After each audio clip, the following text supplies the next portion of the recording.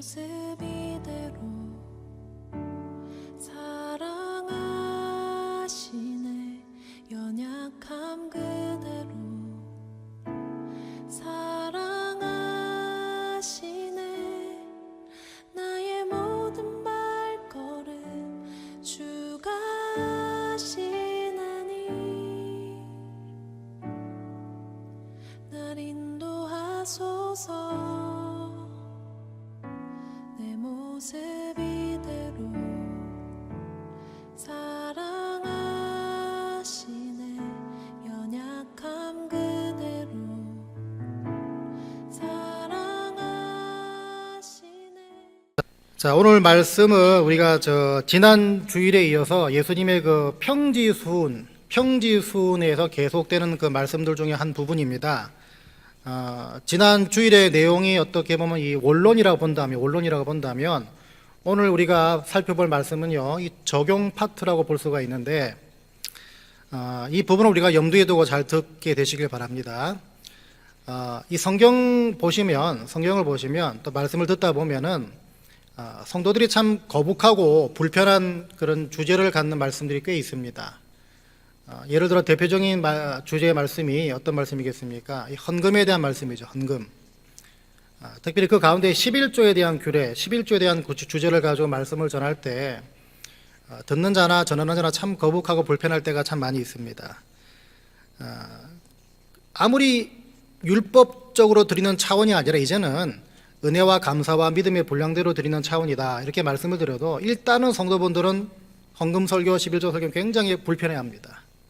특별히 11조가 분명하지 않은 분들은 더 불편해하죠. 듣기 거북한 주제의 말씀, 또 그 다음 뭐가 있겠습니까?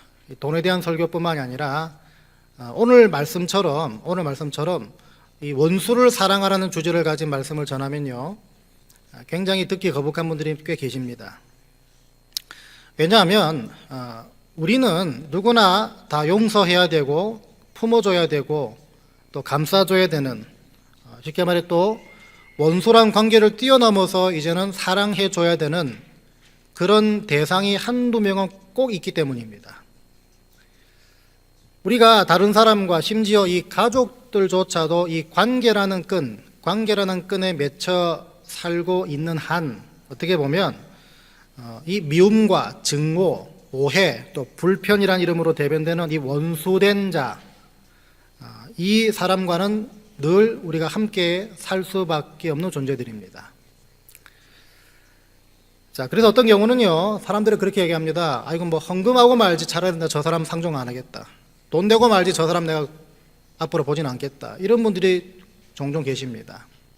그만큼 불편한 관계는 우리의 삶을, 우리의 영혼을 갉아먹는 어떤 그런 모습으로, 그런 역할로 작동한다는 것이겠죠. 아무리 물질을 많이 갖고 있고 아무리 건강한다 하더라도 그 안에서 사람과의 관계가 불편해지면요, 그 물질, 그 장수하는 거 다 물거품이 됩니다. 매일매일이 지옥 같은 삶인데 아무리 돈 많아봤자, 아무리 장수해봤자 무슨 소용이 있겠냐는 것입니다. 자, 그래서 여러분, 우리가 지난 시간에는 하나님 나라에 대해서는 말씀을 전했는데요, 이미 지상에서부터 하나님의 나라를 누리고 하나님 나라를 경험하고 있는 사람들은요, 어떻게 했습니까? 하나님의 주권과 영향 아래 있는 분들인데, 최소한 그분들은 이 원수된 관계라는 그 문제만큼은 조금씩 날마다 해결받고 사는 사람으로 볼 수가 있다는 것입니다.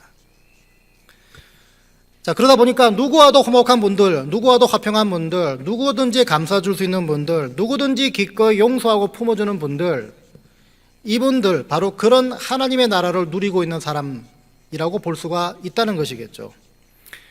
우리 교회에 이런 분들이 계신지 모르겠습니다. 우리 교회에서 이 관계 문제만큼은 아무런 문제가 없는 분들 계신지 모르겠습니다.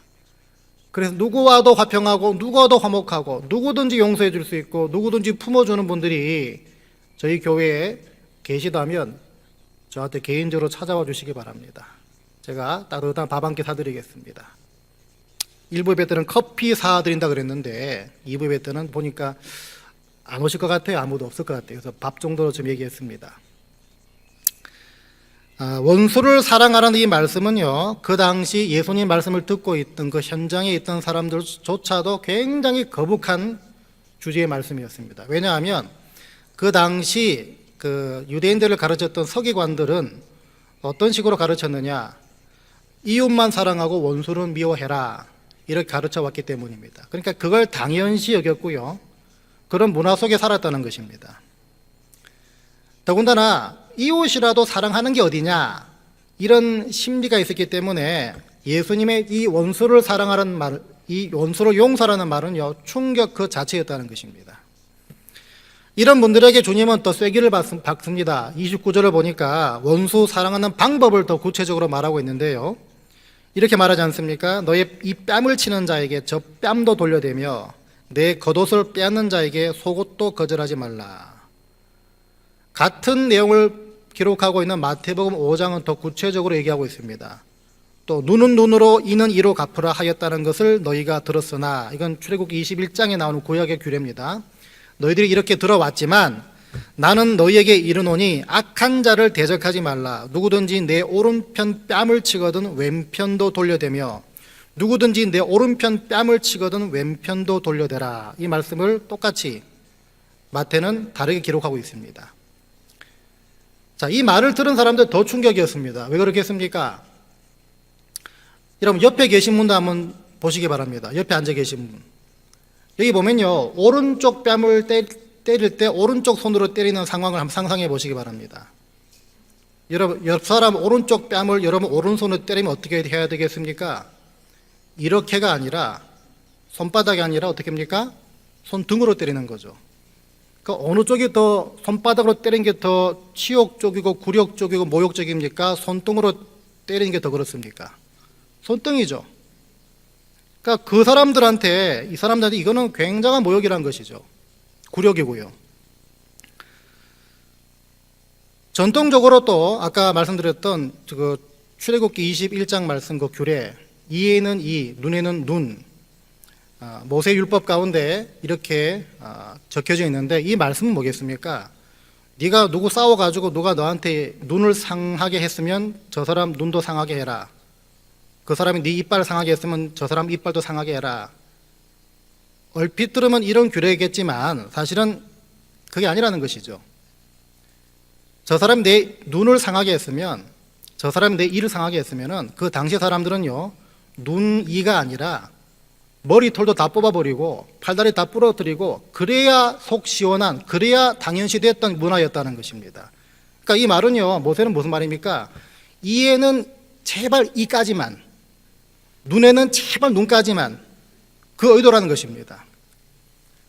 그러니까 이런 사회, 이런 문화였으니까 예수님께서 원수를 사랑하듯 이 말씀은요, 그 당시 이 말씀을 듣고 있는 사람들한테는 막 아유, 뭐 저런 분이 다 이런 어떤 소리를 들을 정도로 굉장한 충격이었다는 것입니다. 자, 그럼에도 불구하고 이 원수를 사랑하라는 말, 이게 버젓이 여기 기록되어 있고요, 아직까지 우리 가운데 불편함을 주고 있습니다. 왜 그렇겠습니까? 그 이유가 뭐겠습니까? 이 말씀 그대로 따라 살 수 있는 사람 아무도 없습니다. 아무도 없지만 그럼에도 불구하고 이 말씀이 이 시대 가운데 여전히 우리 가운데 주어지고 여러분들이 듣는 그 이유는 뭐겠습니까? 바로 이 부분에서 지난 주일 설교와 연결이 됩니다. 바로 하나님께서 여러분들에게 가난한 심령 갖길 원하시기 때문입니다. 무슨 말인가 하면요, 여러분, 하나님, 나는 도저히 이 말씀대로 살 수가 없습니다. 아무리 순종하려고, 아무리 용서해주고 하려고 해도, 아무리 사랑해 주려고 해도 되질 않습니다. 좀 된 듯 하다가도 내일 다시 또 원속이 된 관계로 다시 돌아가고요. 나는 도저히 이게 안 됩니다. 그래서 나는 주님의 도우심이 필요합니다. 이 공식이 뭡니까? 심령의 가난함을 통해서 하나님을 찾는 공식 아닙니까?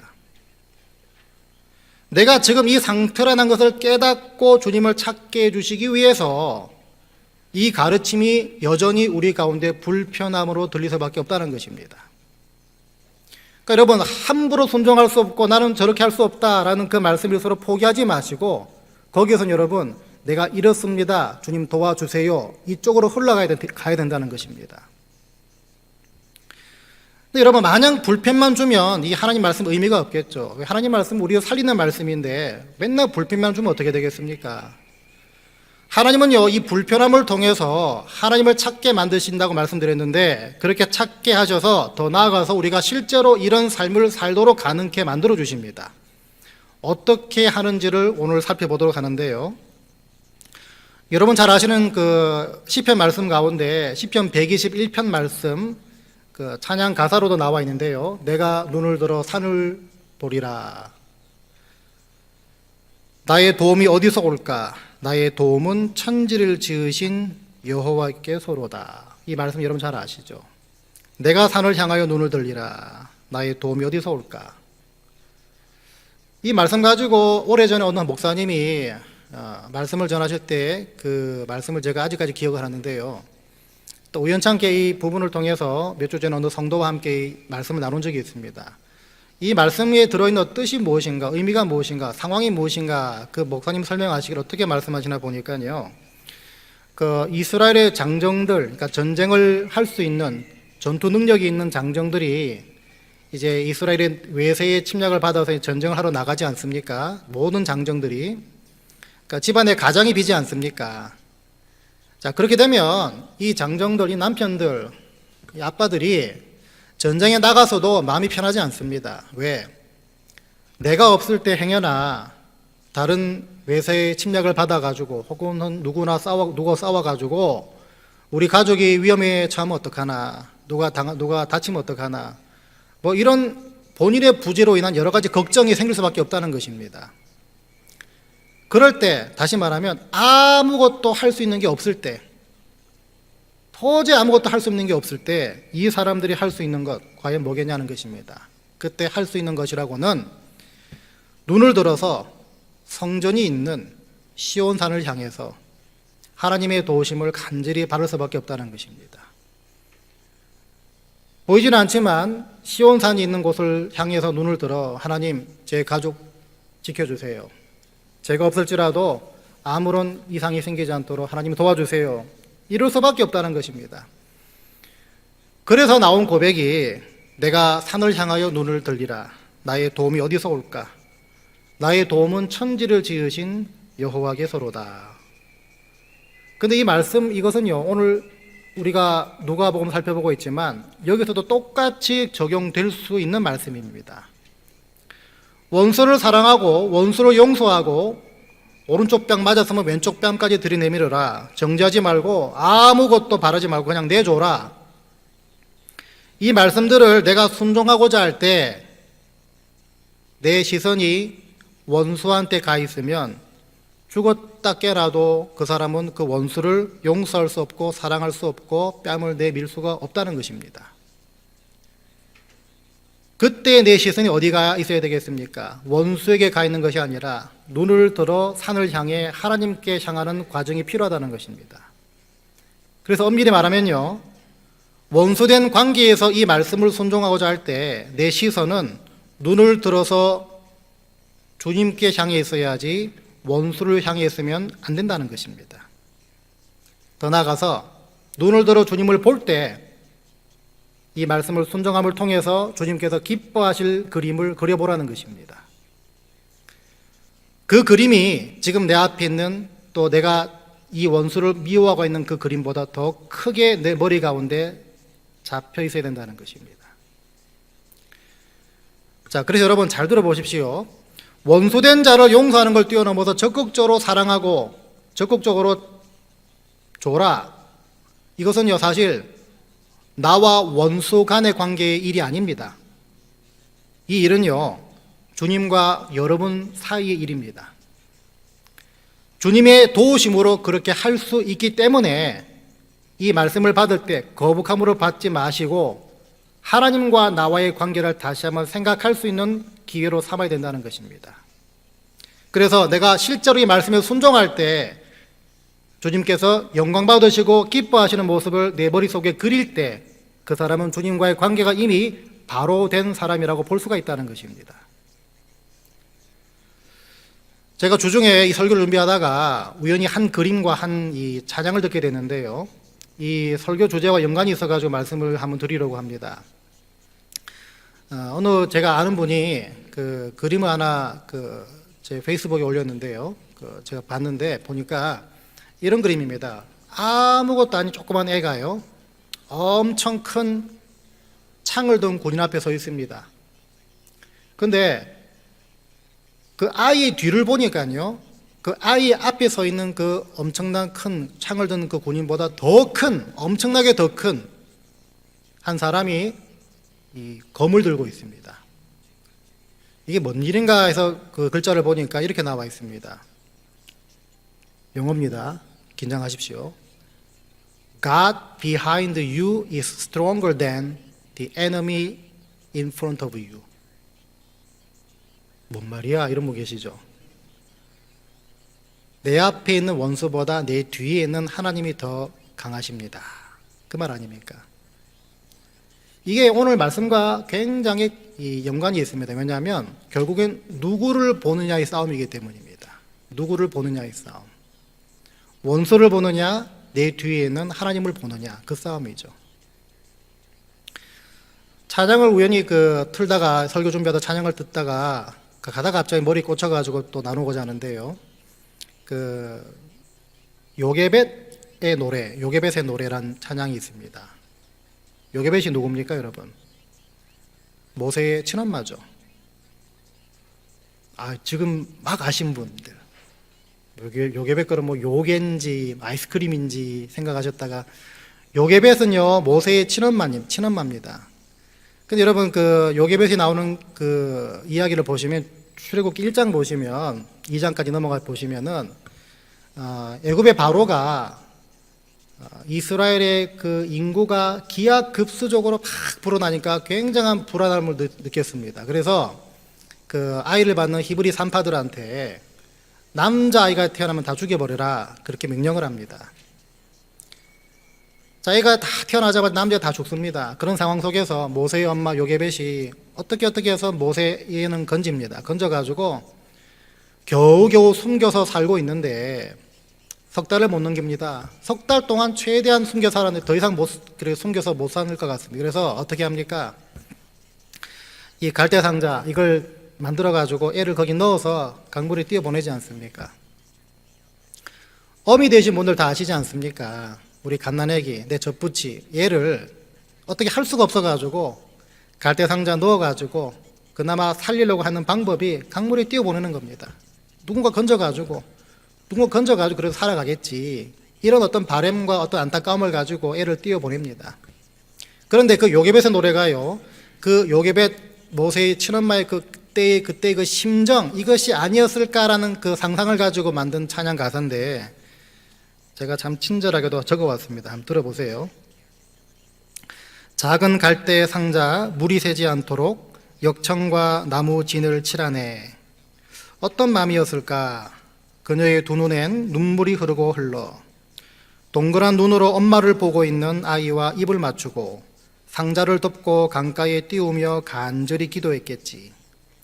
정처 없이 강물에 흔들흔들 흘러내려가는 그 상자를 보며 눈을 감아도 보이는 아이와 눈을 맞추며 주저앉아 눈물을 흘렸겠지. 지금 상상이 가지 않습니까?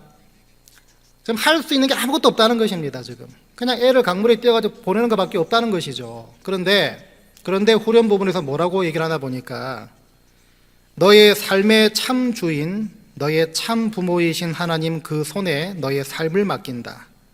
너의 삶의 참 주인, 너를 이끄시는 주 하나님 그 손에 너의 삶을 드린다. 그가 널 구원하시리, 그가 널 이끄시리라.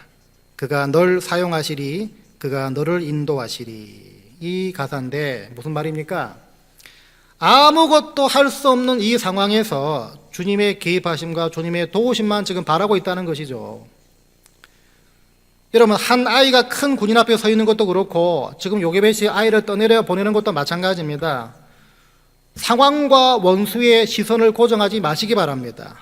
여러분을 불편하게 만드는 상황, 여러분을 불편하게 만드는 대상, 거기에 마음을 뺏기지 마시기 바랍니다. 그 상황에서는요, 오히려 그때 아무것도 할 수 없는 여러분 자신을 발견해서 하나님께 시선을, 눈을 들어 산을 향해 하나님께 시선을 고정시키는, 그래서 원수를 품는 그 모습을 통해서 기뻐하실 하나님을 더 머리에 크게 그리시길 바랍니다.